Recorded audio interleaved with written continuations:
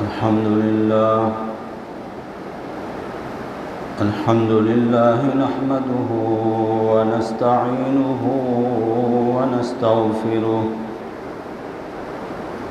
ونستغفره ونؤمن به ونتوكل عليه ونعوذ بالله من شرور أنفسنا ومن سيئات أعمالنا من يهده الله فلا مضل له ومن يضلله فلا هادي له شهادة أن لا إله إلا الله وحده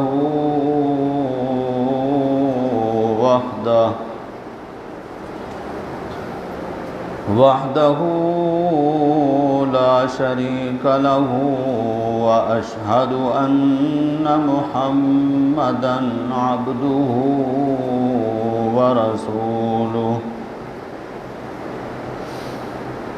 أما بعد فأعوذ بالله من الشيطان الرجيم بسم الله الرحمن الرحيم محمد رسول الله والذين معه أشداء على الكفار رحماء بينهم تراهم ركعا سجدا يبتغون فضلا من الله ورضوانا سيماهم في وجوههم من أثر السجود صدق الله وصدق رسوله النبي الأمين الكريم ونحن على ذلك لمن الشاهدين والشاكرين والحمد لله رب العالمين اللهم صل على محمد وعلى آل محمد كما صليت على إبراهيم وعلى آل إبراهيم إنك حميد مجيد اللهم بارك على محمد وعلى آل محمد كما باركت على إبراهيم وعلى آل إبراهيم إنك حميد مجيد بزرگان محترم، برادران عزیز،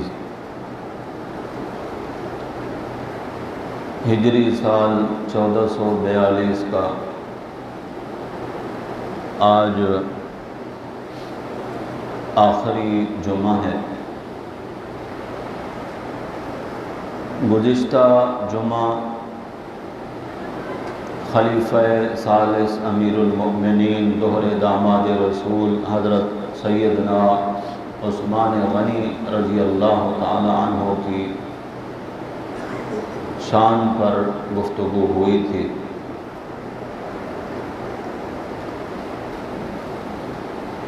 اسلام کے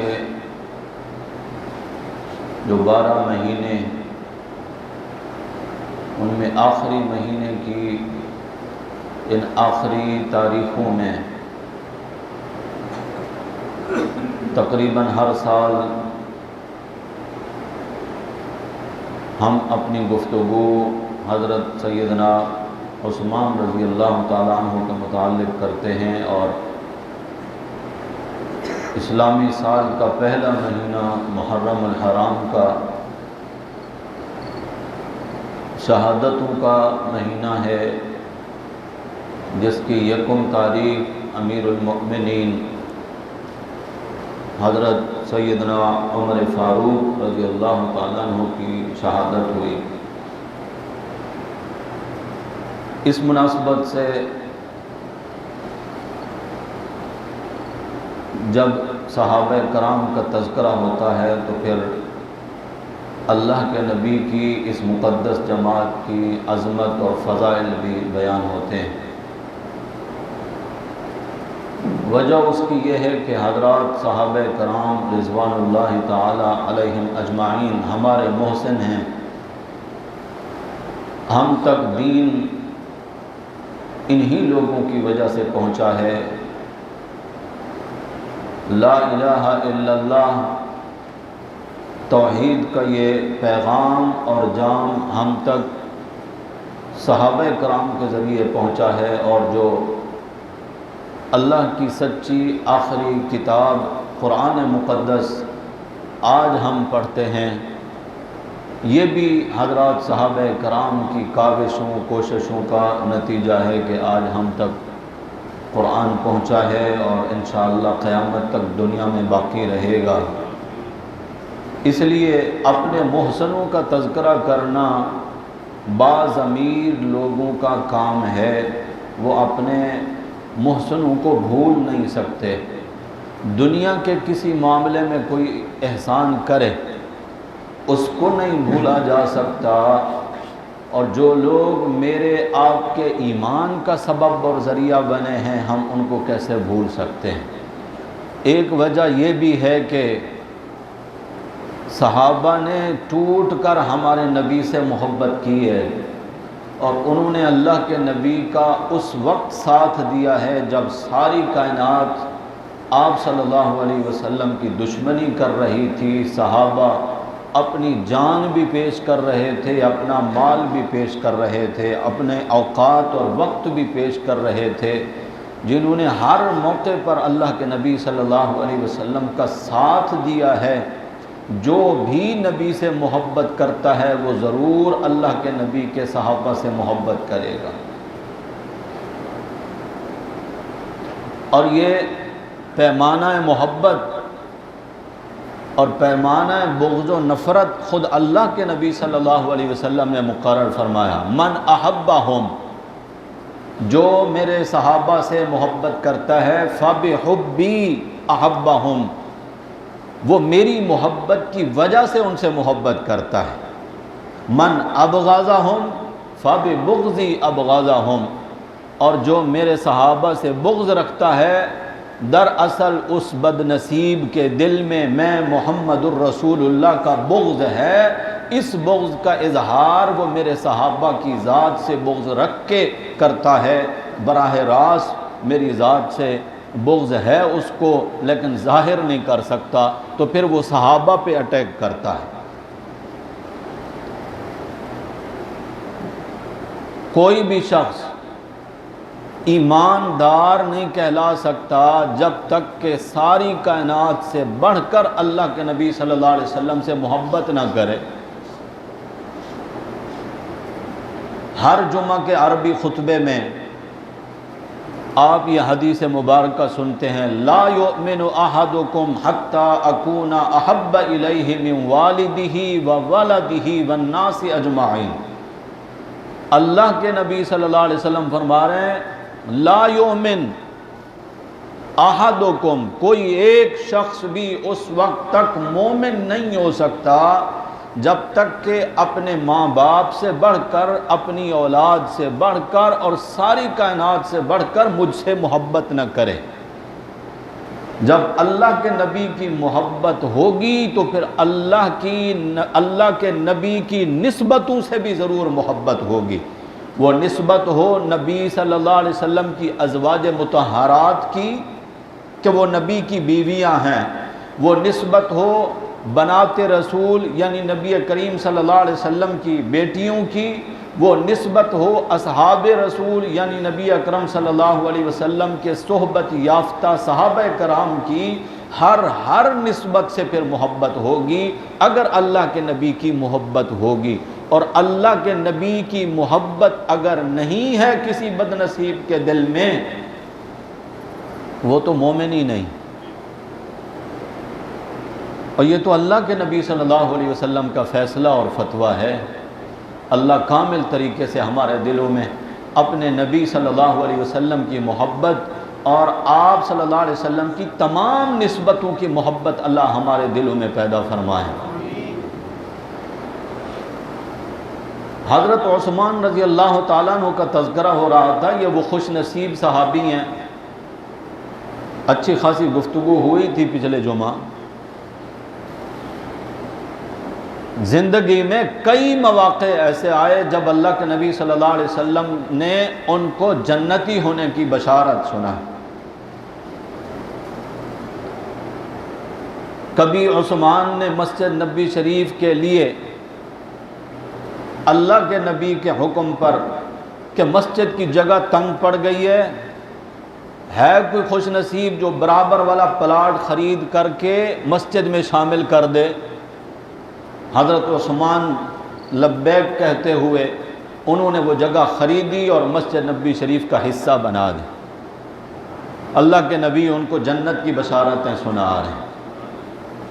کبھی کسی غزوے کے موقع پر حضرت عثمان اللہ کے نبی کے حکم پر اللہ کے راستے میں مال خرچ کرتے ہوئے دکھائی دیتے ہیں اور اللہ کے نبی ان کو جنت کی بشارتیں سناتے ہیں۔ تقریباً 22 موقع ایسے آئے حضرت عثمان کی زندگی میں کہ اللہ کے نبی صلی اللہ علیہ وسلم نے ان کو جنت کی بشارت اور خوشخبری سنائی۔ چوتھے نمبر پر اسلام قبول کرنے والے صحابی۔ پہلے نمبر پر حضرت ابوبکر صدیق رضی اللہ تعالیٰ عنہ، دوسرے نمبر پر سیدہ خدیجۃ الکبریٰ رضی اللہ تعالی عنہا، تیسرے نمبر پر حضرت زید جو نبی کریم صلی اللہ علیہ وسلم کے غلام اور منہ بولے بیٹے ہیں، اور چوتھے نمبر پر حضرت عثمان غنی رضی اللہ تعالی عنہ ہیں جنہوں نے اسلام قبول کیا ہے، جو بھانجے لگتے ہیں نبی کریم صلی اللہ علیہ وسلم کے، چونکہ آپ صلی اللہ علیہ وسلم کی پھوپھی زاد بہن کے بیٹے۔ حضرت عثمان رضی اللہ تعالیٰ عنہ جس طرح کہ پچھلا جمعہ آپ نے سنا، دوہرے داماد رسول، نبی کریم صلی اللہ علیہ وسلم کی 2 صاحبزادیاں جن کے نکاح میں آئی ہیں، اور یہ فضیلت صرف اکیلے حضرت عثمان کے حصے میں آئی ہے۔ نہ حضرت عثمان سے پہلے کوئی شخص کسی نبی کی 2 بیٹیوں کا شوہر بنا، اور نہ حضرت عثمان کے بعد کوئی ہو سکتا ہے، کیونکہ اللہ کے نبی کے بعد تو پھر کوئی نبی ہی نہیں ہے نا۔ یہ فضیلت بھی اکیلے حضرت عثمان کے حصے میں آئی۔ اور آپ علماء کرام سے سنتے ہیں، کتب سیرت میں پڑھتے ہیں کہ جب نبی کریم صلی اللہ علیہ وسلم مدینہ منورہ تشریف لائے تو یہاں پر ہر طرف پانی کڑوا، ایک کنواں تھا جس کا پانی پینے کے قابل تھا، اور وہ ایک یہودی کی ملکیت میں تھا۔ یہودی کبھی بھی مسلمانوں کے خیر خواہ نہیں ہو سکتے، ہر ایک کے لیے پانی کے استعمال ہر وقت دستیاب تھا، مگر مسلمانوں کے لیے اس نے ہفتے میں 1 دن رکھا یہودی نے کہ اس دن کے علاوہ تمہیں پانی نہیں ملے گا۔ آج کے یہودی تو بہت خیر خواہ ہیں مسلمانوں کے، نہیں ہے خیر خواہ؟ ارے نہیں مانتے ہو؟ ارے مانو یار، مفت میں آپ کو ویکسین دے رہے ہیں، فری میں، تاکہ آپ کی جان بچ جائے، آپ کی نسلیں بچ جائیں۔ اس سے زیادہ خیر خواہی اور کیا ہو سکتی ہے؟ پولیو کے لیے اربوں روپے آپ کو دے رہے ہیں وہ۔ جب عقل پہ پردے پڑ جائیں، جب قرآن سے مسلمان دور ہو جائے، قرآن میں میرا رب کہہ رہا ہے لن ترضى عنك اليهود ولا النصارى حتى تتبع ملتهم، پہلا پارہ ہے۔ اللہ کہہ رہے ہیں ہرگز کبھی یہودی عیسائی تم سے راضی ہو ہی نہیں سکتے اللہ نے سچ فرمایا ہے، جو تمہیں دکھائی دے رہا ہے وہ جھوٹ ہے، اللہ نے سچ فرمایا ہے۔ رب کہتے ہیں یا ایھا الذین آمنوا، اے ایمان والو، لا تتخذوا الیہود والنصارى اولیاء بعضهم اولیاء بعض۔ فرمایا ایمان والو، اگر ہو تو تبھی مخاطب ہوگے نا، اگر ہے ہی نہیں ایمان تو پھر ایمان والے ہی مخاطب ہوں گے، پھر میں اور آپ نہیں ہوں گے، اور اگر ہمارے اندر کوئی ایمان کا ذرہ ہے تو پھر ہم مخاطب ہیں۔ رب کہہ رہا ہے کہ یہودیوں عیسائیوں کو اپنا دوست نہ سمجھنا، وہ آپس میں ایک دوسرے کے دوست ہو سکتے ہیں، تمہارے دوست نہیں ہو سکتے۔ اللہ نے سچ فرمایا ہے، اور ایسی بے شمار آیتیں قرآن میں، بہت سارے مقامات پر رب ایمان والوں کو ان کے دشمن کی پہچان کرا رہے ہیں کہ اپنے دشمن کو پہچانو۔ مومن ہی اگر نہ پہچانے اپنے دشمن کو تو پھر اللہ نے تو کوئی کسر نہیں چھوڑی۔ یہودی نے کہا کہ ہفتے میں ایک دن ہوگا پانی بھر سکتے ہو، اس کے علاوہ نہیں۔ نبی کریم صلی اللہ علیہ وسلم واعظ فرما رہے ہیں، لمبا خطبہ ارشاد فرمایا، کھڑے ہو کر واعظ فرما رہے ہیں، اور اتفاق سے اس دن مسلمانوں کے پانی بھرنے کی باری نہیں تھی، اکثر مسلم گھرانوں میں پانی نہیں تھا پینے کے لیے۔ پیاس کی شدت اتنی تھی، خشکی اس قدر ظاہر ہوئی کہ نبی کریم صلی اللہ علیہ وسلم کی مبارک زبان تالو کے ساتھ چپک جاتی۔ روزے داروں کا مشاہدہ ہے، گرمیوں میں، شدید گرمیوں میں آپ نے روزے رکھے ہیں، الحمدللہ، اللہ قبول فرمائیں۔ جب بہت زیادہ کام ہو جائے ساتھ میں اور پھر پیاس لگے تو پھر بندہ صحیح طرح بات بھی نہیں کر سکتا ہے، اور حضور تو نصیحتیں فرما رہے ہیں، وعظ و تبلیغ فرما رہے ہیں، پانی ہے نہیں پینے کے لیے۔ اور حضور اکرم صلی اللہ علیہ وسلم ترغیب دیا کرتے تھے، کنواں یہودی کا ہے، اس کی مرضی آتی ہے تو مسلمانوں کو پانی دیتا ہے، ورنہ نہیں۔ ہے کوئی خوش قسمت جسے اللہ نے مال دیا ہو اور وہ اللہ کی رضا کے لیے وہ کنواں خرید کر کے مسلمانوں کے لیے وقف کر دے؟ حضرت عثمان نے دیکھا حضور پیاس کی شدت میں ہیں، چپکے سے مجلس سے اٹھے اور یہودی کے پاس پہنچے، پانی دے دو، بہت پیاس ہے، ہمارے گھروں میں پانی نہیں ہے، اور اللہ کے نبی صلی اللہ علیہ وسلم کی پیاس کی شدت میں خود دیکھ کے آ رہا ہوں۔ اس نے کہا جاؤ، آج تمہاری باری نہیں ہے۔ حضرت عثمان رضی اللہ تعالیٰ عنہ کو لگتا ہے اللہ نے مال دیا ہی اپنی رضا کے لیے، خرچ کرنے کے لیے تھا، اور ایک مسلمان کو یوں دعا کرنی چاہیے کہ اللہ جیسی دولت تو نے حضرت عثمان کو دی تھی اور عبد الرحمن ابن عوف کو دی تھی اور میرے نبی کے صحابہ کو دی تھی، اللہ ایسی دولت دے، قارون والی دولت نہ ہو کہ دولت پاس ہو، لاکھوں کروڑوں اربوں کا مالک ہو اور پھر اس خزانے کا سانپ بن کر بیٹھ جائے کہ یہ تو ہے ہی میرا، یہ کسی اور پر خرچ نہیں ہو سکتا۔ اللہ کے نبی صلی اللہ علیہ وسلم کی تعلیمات پر عمل پیرا صحابہ کرام، انہوں نے یہ سوچ بنائی تھی کہ اللہ نے ہمیں دیا ہے، اللہ ہمارا ہاتھ استعمال کرانا چاہتا ہے کہ دیا مال میں نے ہے، تو اپنے ہاتھوں سے میرے بندوں میں تقسیم کر۔ حضرت عثمان نے اس یہودی سے کہا بیچنا چاہتے ہو کنواں؟ اس نے کہا تو خرید نہیں کر سکتا، بہت قیمت ہے اس کی۔ حضرت عثمان نے فرمایا منہ مانگی قیمت دوں گا، مانگ کتنا چاہیے تجھے؟ اس نے کہا 300 اونٹ لوں گا۔ کرنسی اس دور کی سب سے مہنگی یہی تھی، روپیہ پیسہ نہیں تھا۔ گئے گزرے دور میں ایک اونٹ کی قیمت 1 لاکھ روپے لگا لو، کتنا مانگا اس نے کنویں کے لیے؟ 3 کروڑ۔ حضرت عثمان نے فرمایا بس تو نے صرف اونٹ مانگے، میں بمائے سامان کے دوں گا، لے، تجھے مال چاہیے نا؟ اس نے کہا عثمان اتنی زیادہ قیمت کیوں لگا رہے ہو، تیرے پاس بچے گا کیا؟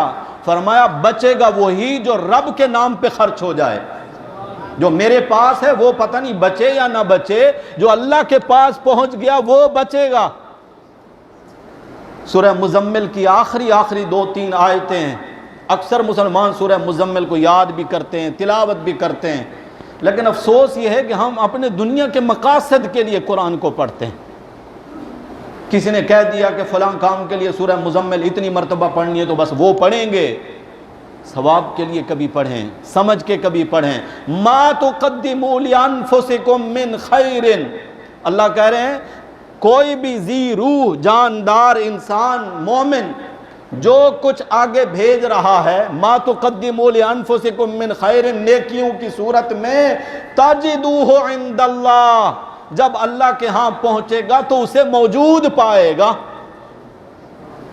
جو دنیا میں اللہ کے راستے میں مال خرچ کر دیا، اللہ کہہ رہے ہیں تجدوہ عند اللہ، اللہ کے ہاں اسے موجود پائے گا، جتنا بھیجا تھا اتنا ہی ہوگا۔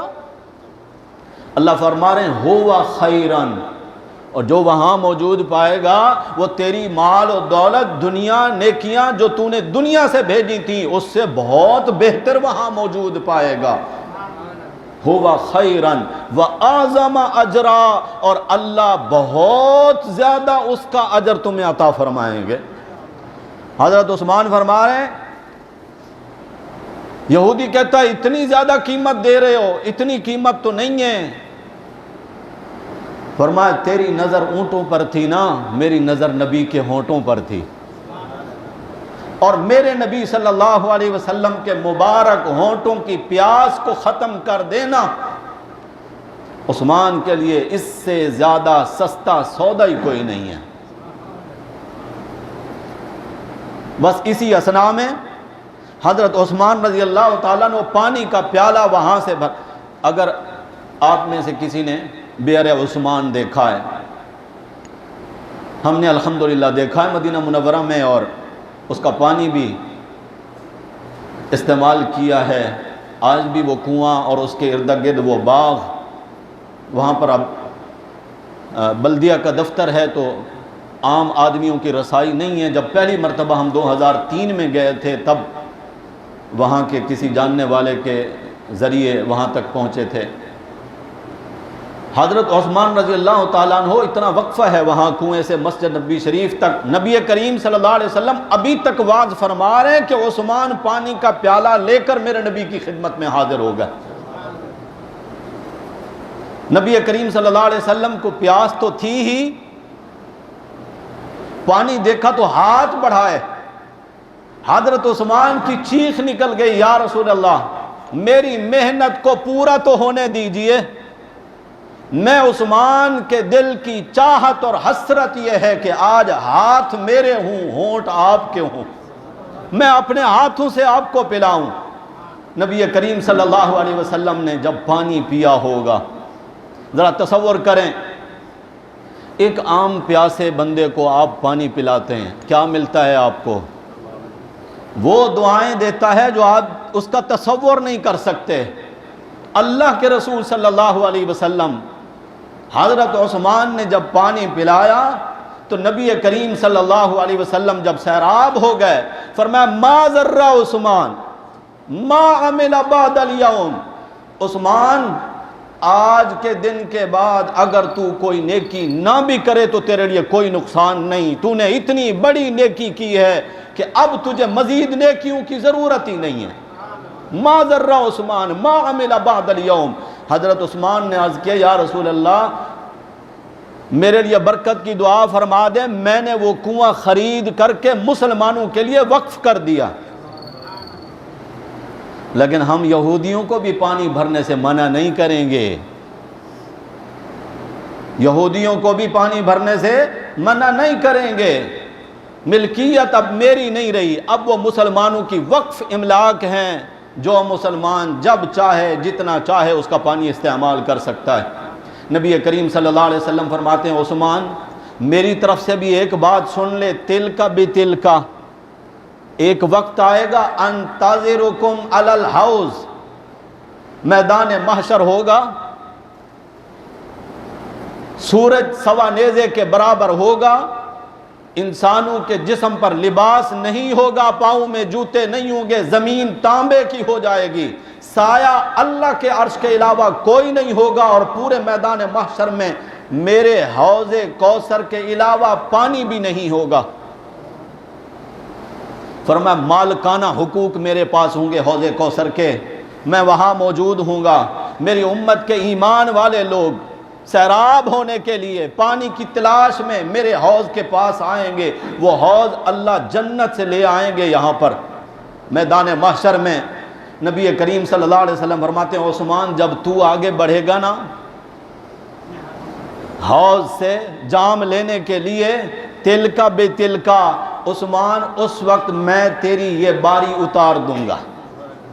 جب تو ہاتھ آگے بڑھائے گا تو میں کہوں گا عثمان دنیا میں ہونٹ میرے تھے، ہاتھ تیرے تھے، آج میدان محشر میں ہاتھ میرے ہوں گے، ہونٹ تیرے ہوں گے، تجھے اسی طرح سیراب کروں گا، اور میرا حوض، میرے حوض سے سیراب ہونے والا لم یظمأ ابدا، جسے اللہ ایک گھونٹ اس دن نصیب فرما دیں گے، جنت میں داخل ہونے تک پھر اس کو پیاس نہیں لگے گی۔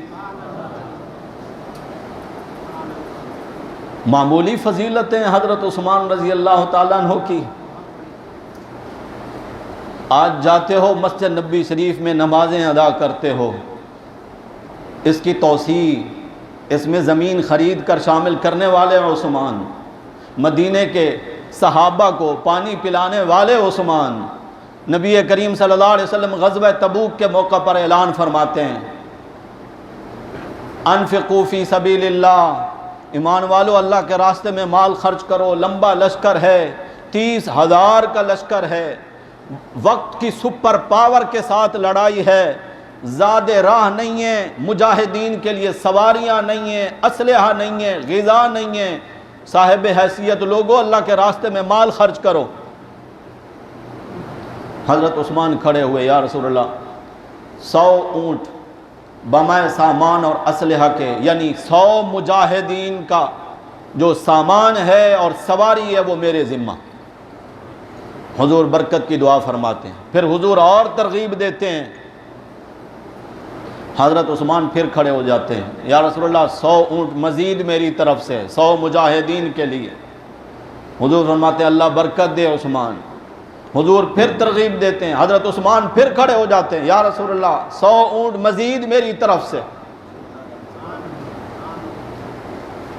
اور پھر نبی کریم صلی اللہ علیہ وسلم نے جب ترغیب دی تو حضرت عثمان رضی اللہ تعالیٰ عنہ سونے کی اشرفیاں سکے ہوا کرتے تھے، 1000 اشرفی۔ آج اگر اس کا وزن جدید جو گرام ہیں ان میں اگر کیا جائے تو 7.5 کلو سونا، 1000 اشرفیاں حضرت عثمان لے کر آئے۔ نبی کریم صلی اللہ علیہ وسلم نے گود پھیلائی ہوئی ہے، کرتا مبارک پھیلایا ہوا ہے، صاحب حیثیت صحابہ کرام چندہ جمع فرما رہے ہیں، اور اللہ کے نبی صلی اللہ علیہ وسلم چندہ جمع کر رہے ہیں۔ کس کے لیے؟ ہسپتال بنانا ہے جی، جہاد کے لیے۔ ارے جہاد تو جائز ہی نہیں ہے، یہ تو دہشت گردی ہے، اور مجاہدین کے لیے چندہ کرنا یہ تو بہت بڑا جرم ہے۔ اور یہ جرم سب سے پہلے جسے تم جرم کہتے ہو، ہم نہیں کہتے، ہم نہیں کہتے، ہمارے نزدیک تو یہ عین ایمان ہے، کیونکہ قرآن مقدس کی کئی آیات اور پوری صورتیں ہیں جن میں اللہ نے جہاد کی ترغیب دی ہے۔ ما لکم لا تقاتلون فی سبیل اللہ، اللہ شکوے کے انداز میں کہہ رہے ہیں تمہیں کیا ہو گیا، تم اللہ کے راستے میں قتال نہیں کرتے۔ 5واں پارہ ہے، آیت کھول کے دکھا دینا میری ذمہ داری ہے۔ کسی بھی اردو ترجمے والا قرآن کسی عالم کا ہو، کسی مسلک کے عالم کا ہو، ترجمہ بھی دیکھ لیجئے گا، کبھی اللہ کہتے ہیں یا ایھا النبی، اے میرے نبی، حرض المؤمنین علی القتال، آپ مومنوں کو قتال کے لیے ابھاریں۔ ہمارے ہاں تو کیس بنتا ہے کہ یہ مولوی صاحب جو ہے جہاد کے لیے لوگوں کو تیار کر رہے تھے۔ اللہ ہمارے حال پر رحم فرمائے۔ اور جب سے ہم نے جہاد والا فریضہ چھوڑا ہے اور جب سے ہم نے اس کو دہشت گردی سمجھا ہے، تب سے ذلت ہمارا مقدر بنی ہے۔ ذلت سے عزت میں آنے کا سبب اللہ کے راستے میں اللہ کے کلمے کی بلندی کے لیے مظلوم مسلمانوں کی مدد کے لیے جہاد ہے۔ ایک ہی حل ہے عزت والے راستے کا، ورنہ دیکھ لو آج کشمیر میں 2 سال مکمل ہو گئے، 8 دن کا لاک ڈاؤن ہے آپ کے ہاں، کیا گزر رہی ہے؟ ذرا ان غریبوں سے پوچھو، دہاڑی داروں سے پوچھو جن کے گھر کے چولہے نہیں جل رہے۔ حرام کھانے والے کے لیے کیا ہے لاک ڈاؤن؟ اس کو کوئی پریشانی نہیں ہے، حلال کھانے والے کے لیے پریشانی ہے۔ اور کشمیریوں کا لاک ڈاؤن تو 2 سال ہو گئے، 2 سال سے گویا کہ وہ جیل میں رہ رہے ہیں۔ کیوں مظلوم ہے؟ کیونکہ مسلمانوں نے جہاد والا فریضہ چھوڑ دیا۔ اور حضور جمع کر رہے ہیں کس کے لیے چندہ؟ مجاہدین کے لیے سامان ہو، سواری ہو، غذا ہو، اسلحہ ہو، تیر ہو، تلوار ہو، نیزہ ہو، زرہ ہو، خود ہو۔ جب حضرت عثمان نے میرے نبی کی گود میں اشرفیاں ڈالی نا، تو ایک میرے نبی صلی اللہ علیہ وسلم کے صحابی ہیں حضرت سامورہ رضی اللہ تعالیٰ عنہ، جو اس حدیث پاک کے راوی ہیں، غالباً انہی سے روایت ہے۔ وہ فرماتے ہیں میں نے اللہ کے نبی صلی اللہ علیہ وسلم کو دیکھا، حضور اشرفیوں کو یوں ہاتھ میں لیتے ہیں اور دوسرے ہاتھ میں یوں ڈال لیں، یوں ڈال لیں، چھن چھن کر رہی ہیں اشرفیاں، وہ سکے، سونے کے سکے۔ اور میرے نبی صلی اللہ علیہ وسلم پھر یہی بات فرما رہے ہیں، ما ذرہ عثمان ما عمل بعد اليوم، عثمان آج کے بعد تو اگر نیکی نہ بھی کرے، آج کی نیکی تیری اتنی بڑی نیکی ہے کہ تجھے جنت میں جانے سے اب کوئی نہیں روک سکتا۔ میرے نبی کا ہر صحابی اعلیٰ ہے، شان والا ہے، ہمارا محسن ہے، کیونکہ انہوں نے ہم تک دین پہنچایا۔ اور حضرت عثمان کا یہ احسان کہ وہ جامع القرآن اور ناشر القرآن ہے۔ نبی کریم صلی اللہ علیہ وسلم کے زمانے میں قرآن اس کتابی شکل میں نہیں تھا، کہیں ہڈیوں پر لکھا ہوا ہے، کہیں درختوں کے پتوں پر لکھا ہوا ہے، کہیں کپڑے پہ لکھا ہوا ہے، کہیں چمڑے پہ لکھا ہوا ہے، کہیں کسی پتھر پہ لکھا ہوا ہے۔ اور اس کے نقوش آج بھی مل جاتے ہیں، عجائب خانوں میں آج بھی رکھے ہیں اس دور کے۔ البتہ نبی کریم صلی اللہ علیہ وسلم نے وہ پوری ترتیب بتا دی تھی کہ پہلی سورت کون سی ہے قرآن کی، دوسری کون سی، تیسری کون سی، چوتھی، پانچویں، چھٹی، 114 تک پوری سورتوں کی ترتیب، آیتوں کی ترتیب کہ اس کے بعد کون سی آیت، کیونکہ قرآن تو ایک ترتیب سے تو نازل نہیں ہوا۔ آپ سب جانتے ہیں پہلی سورت جو قرآن کی نازل ہوئی کون سی ہے؟ اقرأ بسم ربک الذی خلق، سورۃ العلق نام ہے اس کا۔ اور یہ پوری بھی نازل نہیں ہوئی، اس کی صرف 5 آیتیں نازل ہوئی شروع کی، علم الانسان ما لم یعلم یہاں تک۔ لیکن اس کا نمبر کہاں ہے؟ اور پہلے نمبر پر جو سورت ہے سورۃ الفاتحہ، یہ تو 5ویں نمبر پر نازل ہوئی تھی۔ اس کو پہلا نمبر اللہ کے نبی صلی اللہ علیہ وسلم نے دیا، بقرہ کو دوسرا نمبر اللہ کے نبی صلی اللہ علیہ وسلم نے دیا۔ ترتیب حضور نے بتا دی تھی، آیتوں کی ترتیب بھی بتا دی تھی کہ یہ آیت کون سی سورت کی ہے۔ حضرت عثمان رضی اللہ تعالیٰ عنہ نے اپنے دور خلافت میں یہ اتنا بڑا احسان کیا پوری دنیا کے مسلمانوں پر کہ وہ مجموعہ جو اب ایک شکل اختیار کر چکا تھا، مشین کا دور تو تھا نہیں، ہاتھ کی لکھائی تھی، پڑھے لکھے صحابہ کرام کی ڈیوٹیاں لگا کر قرآن مقدس کے نسخے لکھوائے گئے۔ اور اس وقت پوری دنیا میں جہاں جہاں تک اسلامی پرچم لہرا رہا تھا، ہر ملک میں وہ نسخے بھیجے اور وہاں کے گورنروں کو ہدایت کی کہ اسی کو دیکھ کر اسی کے مطابق آگے نسخے تیار کر کے مسلمانوں کو دیے جائیں، تاکہ بعد میں کوئی بھی مسلمان اختلاف کی صورت میں مبتلا نہ ہو جائے۔ آپ کے ہاتھوں میں جو قرآن ہے اس کو مصحف عثمانی کہا جاتا ہے۔ یہ حضرت عثمان رضی اللہ تعالیٰ عنہ نے جس ترتیب سے، جس انداز سے اس کو جمع کیا، نشر کیا، ہمارے اوپر کتنا بڑا احسان ہے حضرت عثمان رضی اللہ تعالیٰ عنہ کا۔ ویسے تو مسلمانوں پر ان کے بہت احسان ہیں، یہ بھی ہمارے اوپر ان کا بہت بڑا احسان ہے۔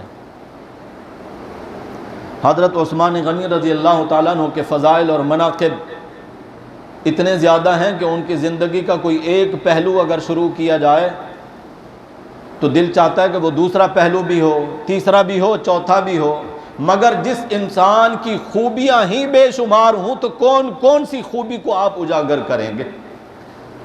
بس میری کوشش ہوتی ہے کہ کچھ نہ کچھ تذکرہ اپنے ان محسنوں کا ضرور ہو جائے تاکہ ہمارا بھی ایمان تازہ ہو اور ہمیں بھی اللہ ان کے نقش قدم پر چلنے کی توفیق عنایت فرمائے۔ میں نے جس طرح عرض کیا، آج کا جمعہ اس سال کا آخری جمعہ ہے۔ آگے جو سال شروع ہو رہا ہے یکم محرم الحرام سے 1443، مسلمانوں کو چاہیے کہ وہ اپنی تاریخ کو زندہ رکھیں، اپنا حساب کتاب، اپنی معلومات اسلامی تاریخوں کا ضرور لحاظ رکھیں۔ مبارکباد جو آپ دیتے ہیں ایک دوسرے کو نئے سال کی آمد پر، یکم جنوری کی بجائے اس کو یکم محرم الحرام کے ساتھ منسلک رکھیں، کیوں ہم مسلمان ہیں۔ آپ کو کوئی یہودی، عیسائی، ہندو نہیں ملے گا جو یکم محرم الحرام کو دوسروں کی مبارکباد دے رہا ہو، کیونکہ وہ اس کو اس سال کا پہلا مہینہ سمجھتے ہی نہیں۔ مسلمانوں کو کیا ہو گیا، یہ اپنی ثقافت، اپنی تہذیب، اپنا تمدن چھوڑ کر انہی کی ہاں میں ہاں ملاتے ہوئے انہی کی راگ میں کیوں اپنی سر ملائے ہوئے ہیں۔ دعائیں کریں، نئے سال کی ابتدا ہونے والی ہے، اللہ کے حضور دعا کریں کہ یا اللہ یہ جو سال گزرا ہے آئندہ سال ایسا نہ ہو، یا اللہ پوری امت مسلمہ کے لیے یا اللہ وہ برکتوں والا سال ہو، راحت اور سکون والا سال ہو، یا اللہ وہ سال ایسا ہو جس سال تو ہم سب کو حج اور عمرے کی سعادت نصیب فرما دے۔ میں اکثر بتایا کرتا ہوں، نبی کریم صلی اللہ علیہ وسلم کا یہ فرمان سنایا کرتا ہوں، جمعہ کے دن قبولیت کی ایک گھڑی ایسی بھی ہے، حضور نے فرمایا اس وقت ایمان والا بندہ جو بھی اللہ سے مانگے اللہ عطا فرما دیتے ہیں۔ جس لمحے ہم یہ دعائیں کر رہے ہیں ممکن ہے یہی لمحہ قبولیت کا ہو، تو اس لیے دل کی گہرائی سے دعا کریں اللہ حرمین شریفین کے دروازے ہم مسلمانوں کے لیے کھلوا دے، حرمین شریفین کی رونقیں اللہ پہلے کی طرح بحال فرما دے۔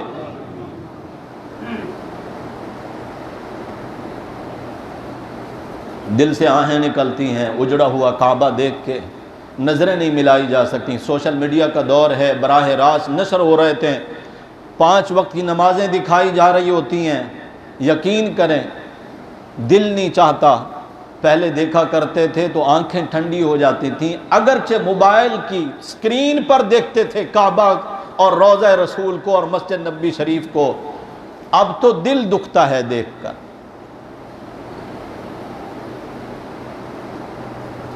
اللہ ہمارے حال پر رحم فرمائے۔ یہ 12 مہینے اب سے نہیں ہیں، میں اکثر آپ کو سورہ توبہ کی آیت سنایا کرتا ہوں، ان عدت الشہور عند اللہ 12 شہرا فی کتاب اللہ یوم خلق السماوات والارض۔ فرمایا جب سے اللہ نے زمین و آسمان کو پیدا کیا ہے، اللہ کی کتاب میں یہ 12 مہینے اس وقت سے ہیں۔ ان 12 مہینوں میں پہلا مہینہ کون سا؟ اپنی نئی نسل کو بھی یاد کرا دیں، بچوں کو بھی یاد کرا دیں، مسلمانوں کے مہینوں کے نام یاد کرا دیں۔ آپ سے بھی اگر سوال کیا جائے کہ مسلمانوں کا 9واں مہینہ کون سا ہے اسلام کا، اکثر مسلمانوں کو نہیں پتا 9واں مہینہ، اور اگر انگریزی مہینے کا پوچھا جائے تو ایک دم سے ستمبر، اگرچہ وہ ہو ستمگر، نام اس کا فوراً آئے گا۔ 9واں مہینہ اسلامی سال کا کون سا ہے نہیں پتا۔ اس لیے میں عرض کر رہا ہوں اپنے بچوں کو بھی یاد کرا دیں، آج ہم زندہ ہیں، آنے والا وقت کیسا ہے اپنے دور کو دیکھ لو۔ آپ میں جو سفید ریش ہمارے بزرگ موجود ہیں، اپنی جوانی کا دور اور پھر اب بڑھاپے کے دور، اتنے چھوٹی سی مدت میں کیا کچھ مٹ چکا اور کیا کچھ مٹنے جا رہا ہے۔ اس لیے ضرورت ہے مسلمانوں اپنی تہذیب اور ثقافت کو اگر زندہ رکھنا ہے تو اپنی اولادوں کو یہ چیزیں یاد کراؤ۔ مسلمانوں کے ہیرو کون سے ہیں؟ اور سب سے پہلے ہیرو تو میرے نبی کے اصحاب ہیں، جو سب سے پہلے جنہوں نے کلمہ پڑھا، میرے نبی کے مبارک زبان سے دین سنا، آگے امت تک پہنچایا، سب سے بڑے ہیرو تو وہ ہیں جن کے ایمان کی گواہی میرے اللہ نے دی ہے۔ سب سے بڑے ہیرو تو وہ ہیں، ہمارے ہیرو وہ ہیں جنہوں نے یہودی سے کنواں خریدا پانی کا، اس یہودی سے جس نے اس وقت پانی دینے سے انکار کر دیا تھا، وہی کنواں خرید کر پھر جب وقف کیا تو اسی یہودی کو بھی منع نہیں کیا۔ ہمارے ہیرو تو وہ ہیں، ہمارے اسلاف اور ہمارے ہیرو تو وہ ہیں جنہوں نے دین کی سالمیت، دین کی بقا کے لیے اپنے خون کی ندیاں بہا دی ہیں۔ کرکٹ کا کھیل کھیلنے والے ہمارے ہیرو نہیں ہیں، فلموں میں اداکاری کرنے والے ہمارے ہیرو نہیں ہیں، سیاست میں ایک دن میں کروڑوں جھوٹ بولنے والے سیاسی لٹیرے ہمارے ہیرو نہیں ہیں۔ ارے ہمارے مسلمانوں کے ہیرو، ہمارا ہیرو تو وہ ہے جس نے کہا تھا فرات کے کنارے اگر کتا بھی پیاسا مر گیا تو عمر تجھ سے تیرا رب پوچھے گا۔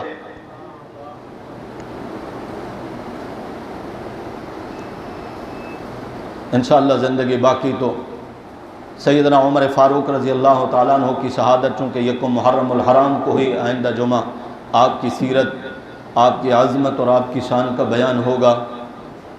اسلامی سال کی ابتدا پر اللہ کے حضور خصوصی دعائیں کرنی ہیں کہ اللہ کرے کہ مسلمانوں کے لیے اس گزشتہ سال سے آئندہ سال بہتر ہو، رحمت اور برکت والا ہو، پریشانیوں سے نجات کا سال ہو، پوری دنیا کے مسلمانوں کے لیے راحت اور سکون کا سال ہو۔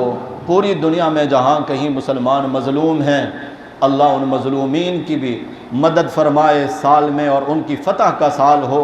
خصوصی دعائیں کرنی ہیں، اللہ ہی ہے دعائیں سننے والا اور قبول کرنے والا۔ اللہ ہم سب کو عمل کی توفیق عنایت فرمائے۔ آخر دعوانا الحمدللہ رب العالمین۔